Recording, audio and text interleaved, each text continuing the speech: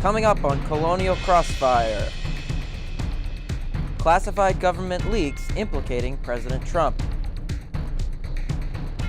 New attacks on the press. And new questions about the president's Russia connections. Joining us on the left, TJ Clark. On the right, Alec DeFruscia. And I'm your moderator, Andrew Desiderio.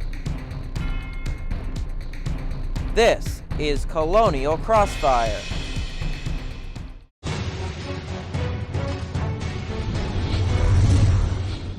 Only 1 month in and a key staffer is already out. Welcome to Colonial Crossfire. I'm Andrew Desiderio.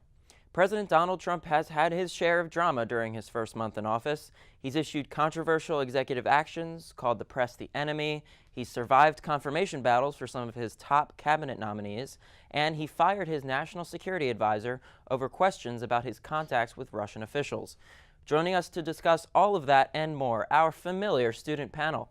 On the left, TJ Clark, a senior from Oswego, Illinois, majoring in political science. TJ is the debate committee chair for the GW College Democrats. On the right, Alec DeFruscia, a senior from Tewksbury, Massachusetts, majoring in political science.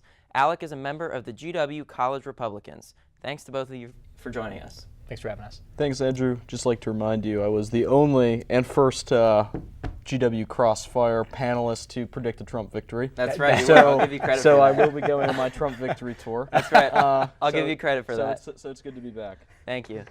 President Trump fired his national security advisor, Michael Flynn, after it was reported that he misled Vice President Mike Pence about the content of his conversations with Russia's ambassador to the U.S. Pence denied repeatedly when speaking with members of the media that Flynn had discussed the issue of sanctions with the Russian ambassador. But the transcripts of those calls painted a very different picture. Flynn reportedly misled the FBI on the same subject during an interview last month. The Justice Department later warned the White House that Flynn could be blackmailed as a result of those conversations. As the FBI continues its investigation into the matter, Flynn could be found in violation of the Logan Act, which forbids private citizens from negotiating with foreign governments.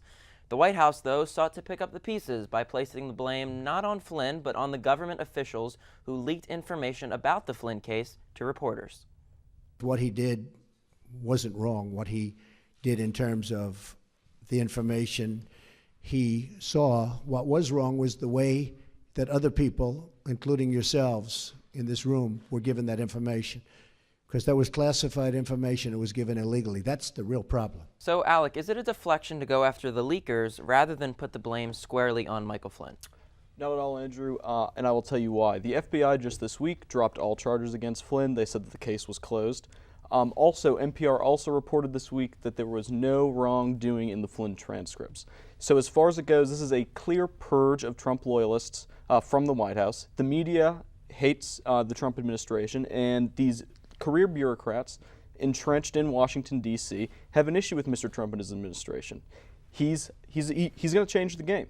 He's a risk. He's a game changer. He's a change agent. These people are loyal to President Obama. They are not loyal to Mr. Flynn, and they want to somehow undermine the administration. And so they leaked this information, which turned out to be false. Mr. Flynn was not wrong. He may have misled the vice president, which he should have been reprimanded for. However, this is not a deflection. Well, so to be clear, the president did say, and I quote, "The leaks were real and the news was fake." So, TJ, I want to go to that point then. Do you share Alec's concern about these leaks having gotten out to the press? Sure. I mean, I share a concern in that if it's the deep state, as it's coming up and being talked about as of late, trying to impact and make a White House or a president look bad, that is of some concern to me. And that'd be of concern to me if it were a Republican or if it were a Democrat in office. But that said, on General Flynn, there's a couple of questions that and I think a lot of Americans still have. The first one relates to the two C's, as it were, contact and collusion. How often was General Flynn or the Trump campaign team, transition team, or Trump White House, before the White House, in touch with Russian officials to talk about sanctions? Also on the collusion, like how far, what was said, how far was General Flynn willing to work with with Russian contacts before they were formally in office and possibly in violation with the Logan Act? So this is all of really great concern. The other thing, and I think this is the question that I have most, is why was it that when Vice President Pence found out that he was lied to by General Flynn, why did it take weeks for General Flynn to be removed? I think you said it yourself that General Flynn should have been reprimanded. I agree, but Donald Trump, the President of the United States, knew that the National Security Advisor lied to the Vice President about his contact with the Russians, but kept him in office only until the media pointed it out. So then you agree with Sean Spicer's characterization that this was a trust issue, not a legal issue? If the FBI has truly closed their investigation, it is an illegal issue. It's a legal issue only so far as there's an ongoing investigation and he broke the law. There may be a violation of the Logan Act. I would like questions answered that may open up a legal issue.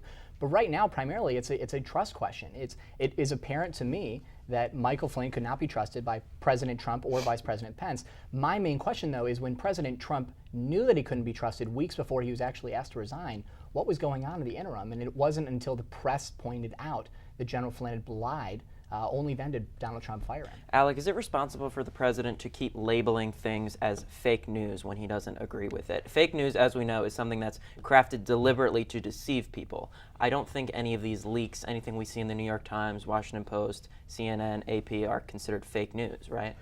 Well, the issue here isn't whether it was or was not fake news. As we found out, there has been no evidence of the Trump campaign colluding with Russia. There has been no evidence that Michael Flynn broke the law. The FBI ended their investigation this week. Did he misspeak to the vice president? Yes. But did he break the law? Did he collude with Russia? No. I mean, clearly the media has it out against these Trump officials. I mean, and they've made that very clear. There is a visceral hatred for the Trump administration because he is an agent of change. The Washington establishment does not want this change. And if there was a clear violation, the FBI wouldn't have closed their investigation this week. And I know we have fact checkers that can check that. The FBI closed their investigation this week, or you can check out HillaryClinton.com. It's closed. It's a settled issue. Flynn has resigned. It's time to move on. We have H.R. McMaster in there, who is a more than competent national security advisor. He turned around Iraq. The issue is that does the media hate the Trump administration? Yes. Did Michael Flynn break the law? No. It's over. If I might, it's more than just misspeaking. Misspeaking would have been General Flynn telling the vice president. I spoke with the Russians on Tuesday when he actually spoke with them on Monday or Wednesday. He told the vice president he did not speak to the Russians. That's what he was told. That's not misspeaking. That's a lie. So that's why you're right. If the FBI closed their investigation, if they've decided that there isn't anything to worry about, I do trust their judgment. But there are a lot of questions left to be answered. Again, why was it that when President Trump knew that General Flynn had lied to the Vice President of the United States, that it took weeks for him to actually be removed? And this isn't a question of misspeak, it's an actual lie. So then to Alec's point about reporters, do you think, as President Trump says, the press is the enemy? No, oh my goodness, no. Look, this isn't, President Trump is not the first president to criticize the media. Or the press. President Obama was known to do that against Fox News, but these sorts of things go back to Thomas Jefferson. Thomas Jefferson used to say that nothing that is written in the newspapers today can be believed. The problematic thing for President Trump is that the reason why President Jefferson said that is because they were writing about Sally Hemings. And so the problem is that when you call the press the enemy of the people, that becomes very dangerous. And it's an authoritarian phrase. He's not the first person to use it. If I remember correctly, Mao Zedong used to say the same thing in China. And just this week, the chancellor of the University of Texas, a former Navy admiral, said that this was the greatest threat to democracy he's ever seen in his life and his career. And real quick, guys, I want to touch on this new executive order that we're expecting soon. It will not contain language about the Syrian refugee program, and it won't specifically bar green card holders, which is the issue we saw at airports the weekend after the initial order was handed down. It will also apply to the same 7 countries. Alec, what's your reaction to this? Will it survive in court? It will survive in court. The first executive order should have survived in court. However, as we know, the Ninth Circuit is an activist court. They have an 85% turnover rate at the Supreme Court. This one will, the first executive order was rolled out poorly, I will agree. Detaining green card holders was not right. However, this new executive order, clearly there is judicial precedent where the president has the right to decide who comes in and out of our country. For this judicial interference that we had with the original executive order was completely out of the ordinary, but it shouldn't be a surprise coming from the Ninth Circuit. We've had Supreme Court case after Supreme Court case saying that matters of immigration should be left up to the elected branches of government, not the judiciary. The the new executive order should ban those 7 countries, and it will hold up in court. TJ, real quick, do you think that the new executive order will clear up these holes in the original order? I mean, I don't know. I mean, it hasn't been released. I mean, we've only heard fleeting things. We were supposed to have heard about it by now, but we're still waiting on it. I mean, what I'll say is that the last executive order was wrong, and if the Trump administration at the Trump White House thought that it would have been overturned in court, they would have taken it to the Supreme Court. But even they seem to not believe that it wouldn't have stood in the Supreme Court. So yes, the Ninth Circuit may have an 85% turnover rate, but it seems like that would have fit in the 15%, or President Trump and his Justice Department would have pushed it along. All right, guys, we got to go to break. Coming up after the break, we'll turn our focus to President Trump's foreign policy. Stay with us. Raise high. This isn't just our battle cry. It's our call, our challenge. Because when you are called to Washington, you are called to higher expectations, to a higher standard. We are called here to advance knowledge, to serve society, to change the world. This is the George Washington University, and what we make is history. So stand up, be bold, take risks, press on, push harder, raise high. Welcome back. President Trump has begun rolling out his foreign policy that's oftentimes at odds with public statements made by his own cabinet officials. Just recently, Defense Secretary James Mattis had to clarify during a trip to Iraq that the U.S. is, quote, not here to seize anybody's oil. President Trump suggested on his first full day in office that the U.S. should have taken the oil from Iraq because, in his view, it would have stopped the rise of ISIS. This, of course, is at best a violation of international law and at worst a war crime. Alongside Israeli Prime Minister Benjamin Netanyahu, Trump suggested that his administration might no longer be pushing for a two-state solution to the Israeli-Palestinian conflict. His UN ambassador, Nikki Haley, quickly walked that back, saying the U.S. is absolutely committed to a two-state solution. And a story that doesn't seem to be going away anytime soon is Trump's ties to Russia, his alleged ties to Russia. Earlier this month, it was reported that top Trump campaign advisors were in constant communication with Russian government officials, fueling outrage and discontent from Democrats and Republicans over what was discussed and when. Trump has dismissed the reports as, quote, fake news. His chief of staff gave a similar denial. Well, I don't represent the campaign, but what I just told you is what the highest levels of the intelligence community have told me, which is it is an inaccurate and grossly overstated story, and it's not true. So, TJ, who do you believe? Well, I mean, to tell you the truth, I mean, I'm having a difficult time believing the Trump White House, the Trump administration, all the officials. It doesn't seem as if there's a clear, coherent defense or evidence showing us that he isn't connected to these folks. I mean, these things keep coming up, they keep leaking, drip, drip, drip. I mean, so if the Trump White House, if the Trump administration were serious about clearing up ties to Russia, they would call for a special investigator to take a look at these ties, or at least be more open to Congress investigating the ties. I, more than anybody, and I'll include Alec, would hope that there are no ties here and hope that this is all cleared up and there's nothing to be worried about. But it's hard to not be concerned when these things keep coming up. Alec? I mean, you know, if the Democrats were this concerned about Russia during the Cold War, it would have been over 20 years sooner. Time and time again, we do these investigations, and it is proven the Trump administration, the Trump campaign, has no ties to Russia. NBC Pete Williams reported this week that the investigators have found no collusion between the Trump campaigns and contacts in Russia. I mean, you know, the left and the media push this narrative that somehow the Trump campaign, the Trump administration is, you know, colluding with Russia as a way to undermine the administration. And every time it's investigated, every single time we find out, no. And I would encourage a congressional investigation, because if Chaffetz decides to investigate these alleged ties to Russia, he's going to come up just like the FBI came up, just like everyone else is reporting. There are no ties between the Trump campaign and Russia. TJ, what about that? Is it overstated? Well, yeah, I mean, I hope that there are no ties here, and I hope that an investigation by Congress or a special investigator would prove that as much. I mean, I'll also add, just because I feel like I need to, Cold War is not a partisan issue. Democrats were just as rough on the Soviet Union as Republicans were. TJ, in 2012, Mitt Romney did say that Russia was our number one geopolitical foe, and he was laughed at. Yep. He was right in hindsight. Yeah, no, absolutely. I mean, look, I was one of the people that laughed at Governor Romney. I mean, I thought it was a laughable thing.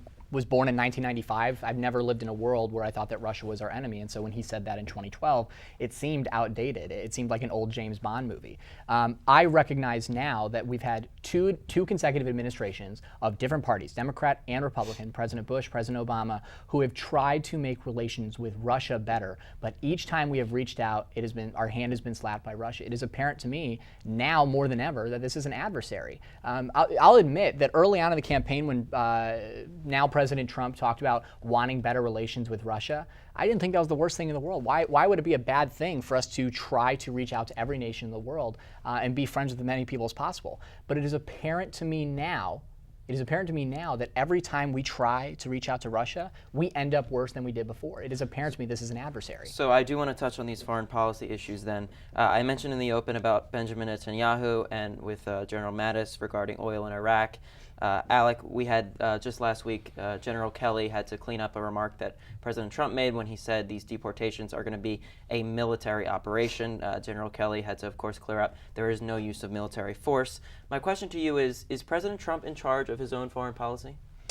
Yes, he is in charge of his own foreign policy, but at the same time, President Trump comes from a business background. That's why he's surrounded himself with able, capable, very well respected by both sides of the aisle generals who will help him dictate that foreign policy. I trust General Mattis in Iraq. He is well respected. He was passed by a vote of 98-1 in the Senate. General Mattis will guide Mr. Trump in his policy as far as Iraq and other defense issues go, and General Kelly will take the lead on Homeland Security. So you attribute this then to Trump just being a novice and relying on his experts then? Well, he's not a novice, because if he was a novice, he would have picked a bad cabinet. Novice in the sense of him just being in office for 1 month and not knowing the ropes quite yet. Right. So, before we start calling Mr. Trump a novice, no, of course as I know many in the media like to do, he has surrounded himself with very capable, able generals who will help him form a coherent foreign policy. What about that then, TJ? These generals are very well respected. They are, they have been praised as pretty good picks. Absolutely. And I'll say here publicly that I thought the pick of General Mattis, General Kelly, to go a little bit further, Nikki Haley, all phenomenal picks for the cabinet. These are the individuals that had contradicted exactly, him on his policy and that's my point, is that I feel pretty lucky to have these three folks, and there's more that I can think of if you give me a moment, to have these folks in place to correct the record. The problem now, luckily right now, that there's not necessarily a sense of urgency that when President Trump kind of sounds like he's moving away from a two-state solution, you have Nikki Haley who can rush to a press conference and say, nope, we're still doing a two-state solution. When you have President Trump saying we should have stolen the Iraq's oil, you have General Mattis could say, that's a war crime, we're not doing that. Or when he says ICE raids are a military operation, you have General Kelly saying, no, we're not doing that. Or Vice President Pence saying, no, we believe in NATO. General Mattis said the same. There's no sense of real urgency right now, and those things can be corrected. What this alludes to and what this concerns me is that when there is a sense of urgency, when there, God forbid, is a tragedy or something terrible happens and all the eyes of the world turn to President Trump and look for a comment and look for his words, if he misspeaks, that can be life and death for a lot of folks. So I'm not going to say he's a political novice. He wouldn't have won, or he wouldn't have put together such not a great cabinet, but wouldn't have put these 3 or 4 people in really great places. But words matter. Words matter. When you say things in sense of urgency, you have to make sure you're choosing your words correctly. Alec, was it right for President Trump to stand next to the Prime Minister of Israel and basically declare that you need to curb these settlements, which is in line with the Obama administration's policy? Right. Yes, it was. I mean, Mr. Trump knows, President Trump knows, that these settlements right now are an obstacle to peace. Now, instead of trying to force a solution down the throats of the Israelis and the Palestinians like the Obama administration did, President Trump said, Prime Minister Netanyahu, we're going to hold off on the settlements. We're not going to stop them altogether. We're going to hold off on them right now because the goal right now is peace. Now, Trump didn't fully commit to a one-state solution. Trump didn't fully commit to a two-state solution. And Nikki Haley came out and said it's the policy of the United States to pursue a two-state solution. That's always been the policy of the United States. That's been the policy of the United States, since the foundation of Israel in 1947. So President Trump, he knows what he's doing. He has the right team around him, and his foreign policy will come together. All right, guys, thank you very much. After this break, it's Rapid Fire. Stay with us. Great journalism matters because it's critical to a democracy that the public is informed and engaged and involved. And that happens by having credible information. And so the most important thing, whatever the delivery platform, whatever the technology, whatever the business model, is that the information itself is coming in solid and important ways and is being conveyed in compelling ways because there's so much noise and competition out there. And so that's what I really want our students to be able to do, be brilliant storytellers, keen observers, and compelling communicators. Welcome back. Our panel joins us again for Rapid Fire, some quick answers to some quick questions. Last month, federal judge Neil Gorsuch was nominated by President Trump to be the next Supreme Court justice, filling the vacancy created following the death of Justice Antonin Scalia. Alec, was Gorsuch a good choice? Gorsuch was an excellent choice. He's an appropriate successor to Antonin Scalia. He comes from the originalist tradition. He'll be sure to uphold the Constitution. He's a strong conservative, and I think Neil Gorsuch will be a fine replacement to the late Antonin Scalia. TJ? Oh, I'm still waiting for the Merrick Garland hearings. Merrick Garland was duly nominated by a president of the United States with more than a year or with about a year left in office. A president doesn't serve for 7 years; he serves for 8. Merrick Garland deserved a hearing, and I think that this might be a stolen Supreme Court seat. All right, and recent polls out of France show Marine Le Pen of the anti-EU National Front Party leading in the first round of voting for the country's presidential election in a neck-and-neck battle with centrist candidate Emmanuel Macron. TJ, what does it say about Europe that Le Pen is pulling such support, and do you think she could pull this off? I never say never now. Look, I mean, what does it say about Europe is the question that you asked. It says that I don't think that more globalist movements or more movements talking about our global community are getting a voice out. It also says we also know there's a lot of involvement there's a lot of involvement of Russia in these nationalist movements in Europe, and it would be a tragedy if that kind of extended to France, and I'm rooting for Macron over here. Right, so you mentioned the Russia connection. In Europe, they often openly embrace Putin, whereas here in the United States, Trump is alleged to have ties, but you never see Trump actually saying, oh, he's this great. Yeah. Yep. Alec? It's funny how the left always uses Russia as the boogeyman for any nationalist movement that happens to pop up. First we had Brexit, then we had Trump, then we're going to have Le Pen. I mean, the people in Europe are sick and tired of EU bureaucrats dictating their lives. When the people rise up and they're showing a clear rebuke of the European Union.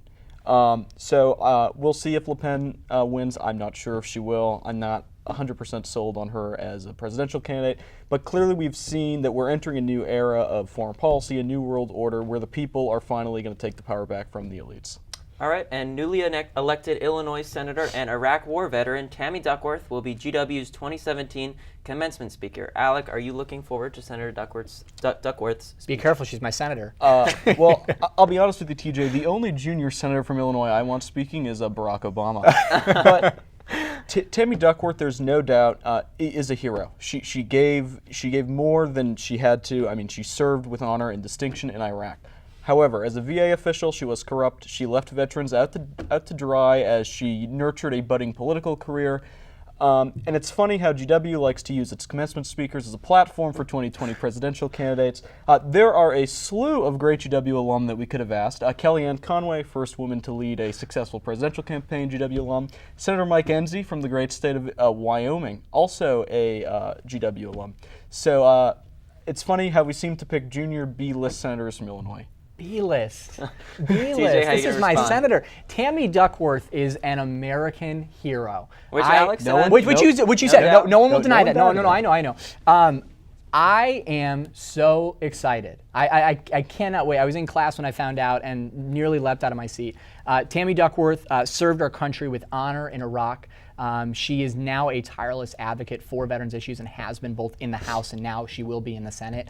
I can hardly wait for commencement. I wasn't looking forward to graduation. I've loved my time here at GW, but now I can hardly wait. All right, and with that, I think we're all looking forward to it, guys. And with that, we end our debate here on Colonial Crossfire. Thank you very much, TJ Clark and Alec DeFruscia, for joining us.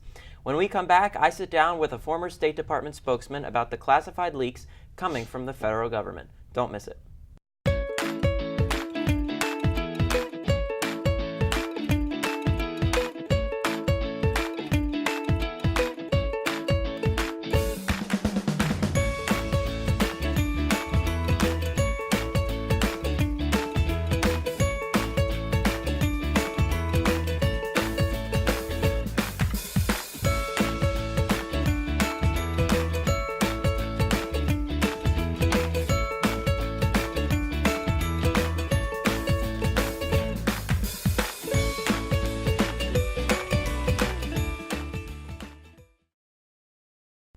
Welcome back. The fallout from Michael Flynn's resignation has renewed President Trump's attacks on his favorite target, the media.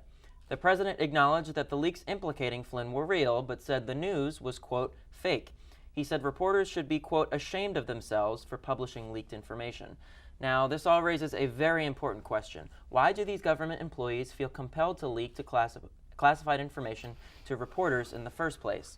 With trust in the media already so low and attacks on the media's legitimacy at an all-time high, journalists are often caught between a rock and a hard place. Who better to speak with about all of this than P.J. Crowley, a former State Department spokesman who dealt with plenty of leaks himself and now teaches at the GW Institute for Public Diplomacy and Global Communication. Professor Crowley, thanks so much for being here. Pleasure. So I want to start off on this issue of the leaks. You have a lot of experience dealing with these types of leaks. Is President Trump right to focus on the leaks themselves rather than the substance of what was talked about in these conversations between Mike Flynn and the Russian ambassador? Well, governments do leak, and the United States government has a long history. Leaks happen for a variety of reasons.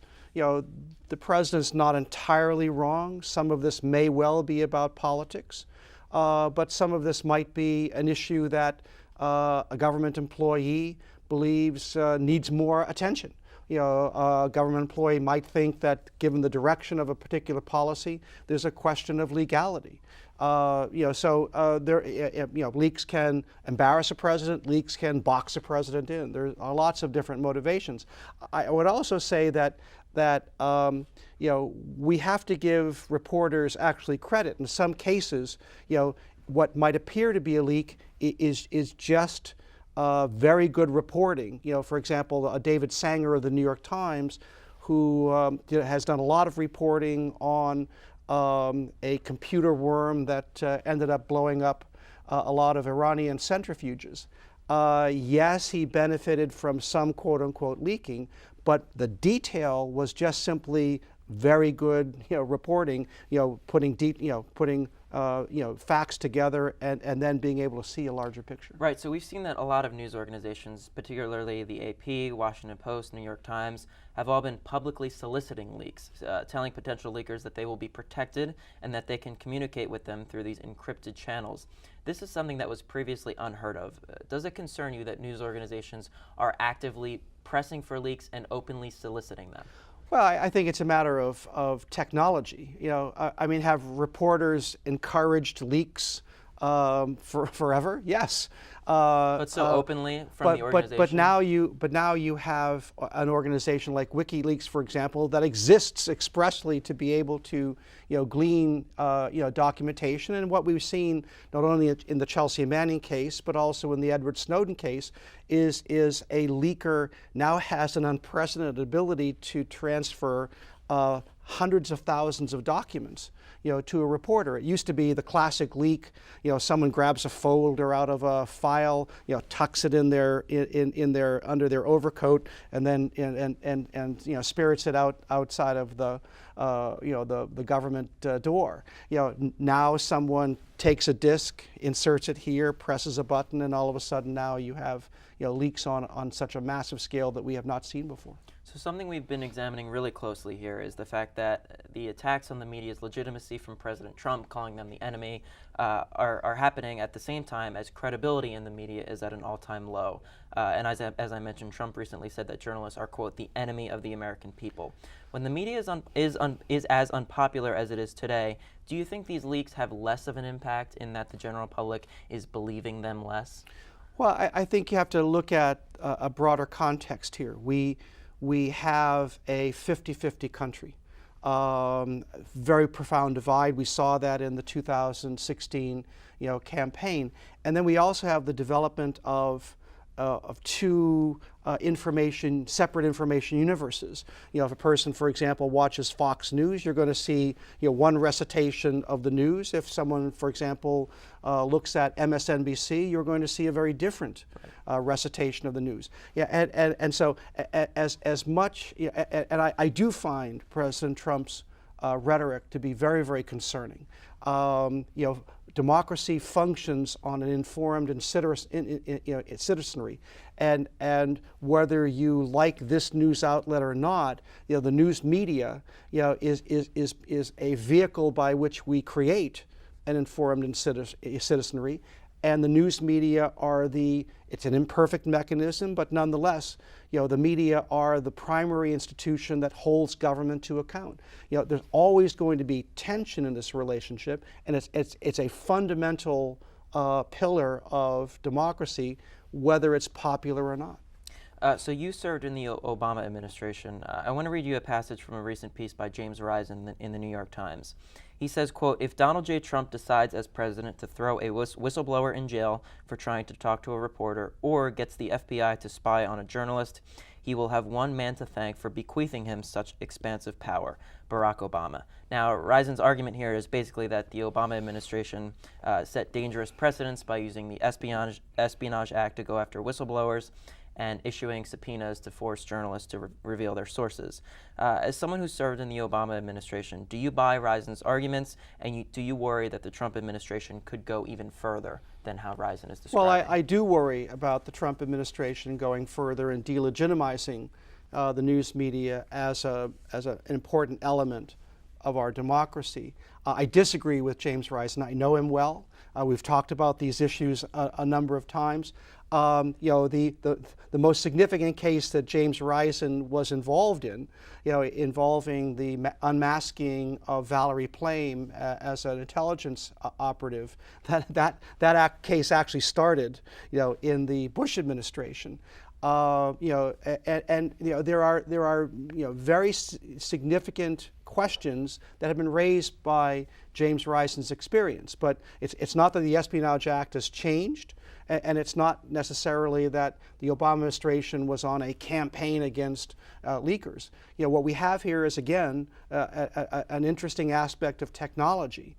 The same technology that allows someone to, like a Chelsea Manning, to send vast stores of information, to a Julian Assange. That same technology leaves digital fingerprints and now allows the government, to be able to track back and try to figure out, where this information come from, and they can look at emails, phone calls, or other data that will tell them, and actually identify, who the leaker is. So your argument is that the technology has changed and has allowed the government to more easily find out who did these leaks. Yeah, and I would emphasize that these are cases where there has been a compromise of highly classified and sensitive information.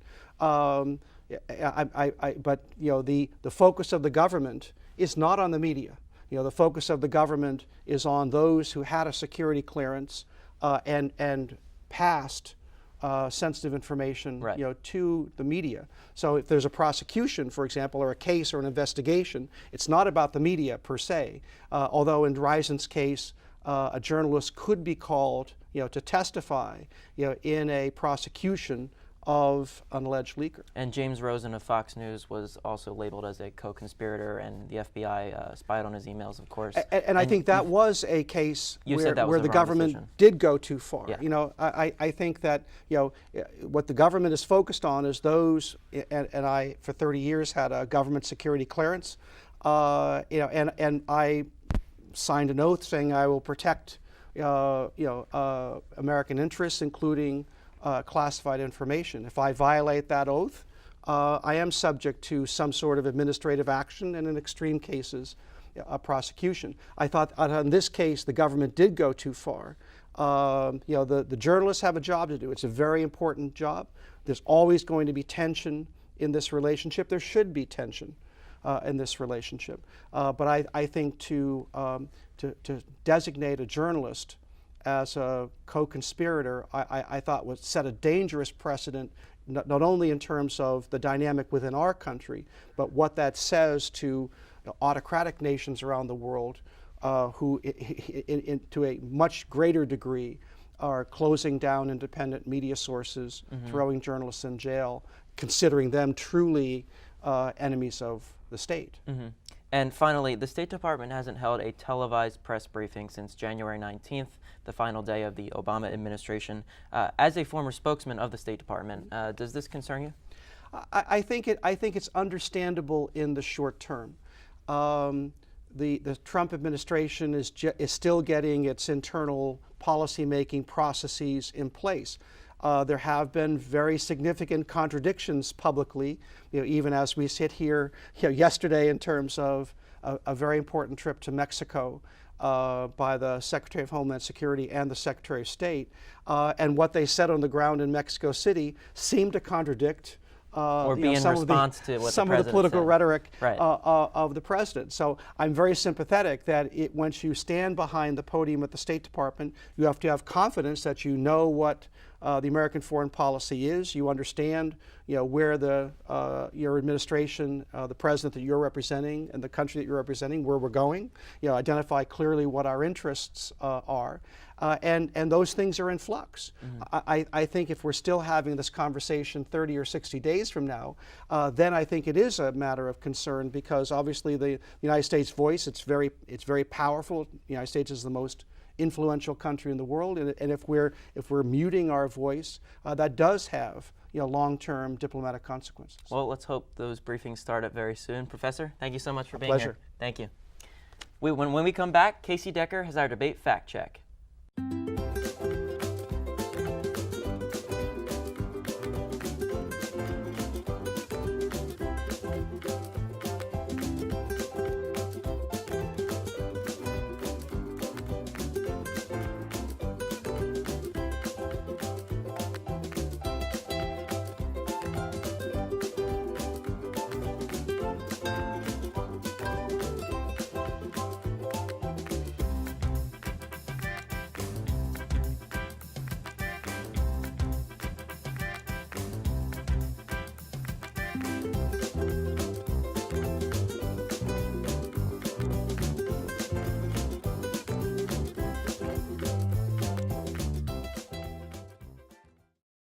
Welcome back. During our panel discussion, a team of fact-checkers monitored our debate.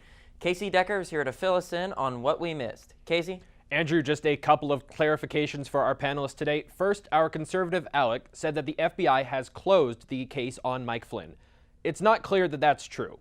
While CNN reported last week that the FBI would not recommend any charges against Flynn, that same report stated that a broader review of Flynn's conduct is ongoing. And our liberal TJ said Flynn told Vice President Pence that he had not spoken with Russian officials. To be clear, Pence knew that Flynn had talked to the Russian ambassador, but Pence was misled about the content of that conversation, having been told Flynn did not discuss sanctions. That's all for the fact check. Andrew? All right, thanks, Casey. And now for Spilled Milk. Here's our tribute to the very best of late-night political comedy.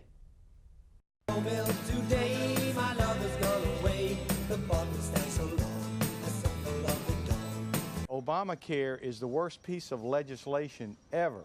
Yes, the worst piece of legislation ever. So good news, Fugitive Slave Act, you're finally off the hook. Back this morning, he held a meeting with a group of CEOs at the White House. Trump said he wants to replace robots with human workers. Then Mike Pence says, I'll show myself out. The American flag behind Vice President Mike Pence during his speech in Brussels yesterday accidentally featured 51 stars instead of 50 in honor of the new 51st U.S. state, Panic. Yesterday, in an interview, he said he wants to expand the U.S. nuclear arsenal and make it top of the pack. I'm not sure if he means top dog or leader of the pack. But either way, he is not the sharpest knife on the Christmas tree. All right, well, that's all for this episode of Colonial Crossfire. For all the latest updates from our political team at any time, be sure to follow us on Twitter and like us on Facebook. And check us out online at www.gw-tv.com. For all of us here at GWTV, I'm Andrew Desiderio. Thanks for getting caught in the crossfire with us. We'll see you right back here next time.